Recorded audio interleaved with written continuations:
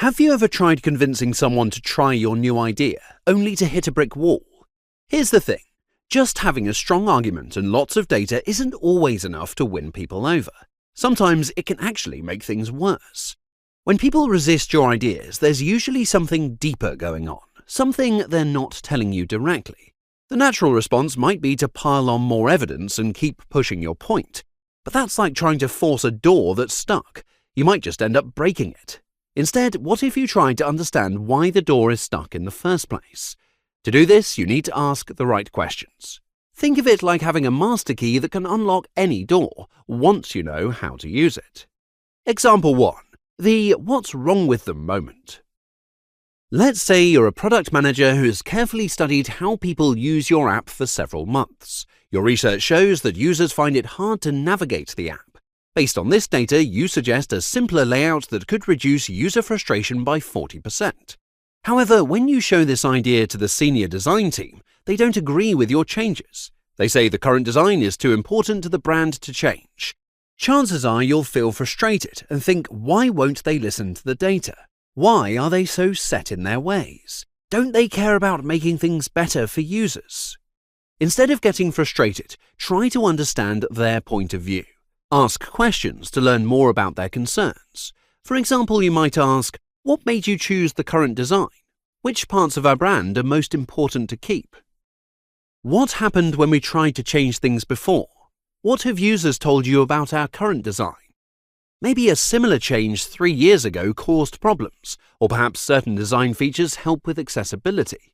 Understanding what's been done before, why it was done, and how it shapes people's viewpoints will help you create a better plan that addresses both past issues and current needs.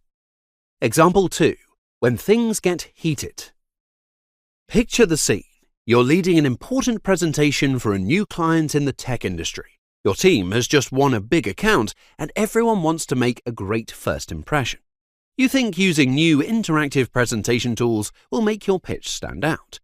However, your experienced colleague disagrees, preferring a traditional approach with lots of data. The discussion gets heated. You both start talking over each other, voices get louder, and everyone looks tense. When things get heated, it's important to slow down and really listen to each other. One way of doing this is to pause, repeat back what you're hearing from your colleague, and ask for more info. For example, you might say, I want to understand your point of view.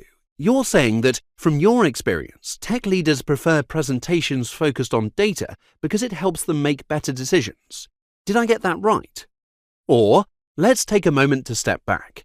You had success with traditional presentations before. Could you tell me more about what worked well? By reframing their concerns and asking deeper questions, you'll often find you can diffuse the situation and incorporate the best of both ideas into one solution. Example 3. The dead end. Imagine you're leading a software development team that needs to finish a big project soon. You asked to hire 2 temporary developers to help, showing how much it would cost and how it would help.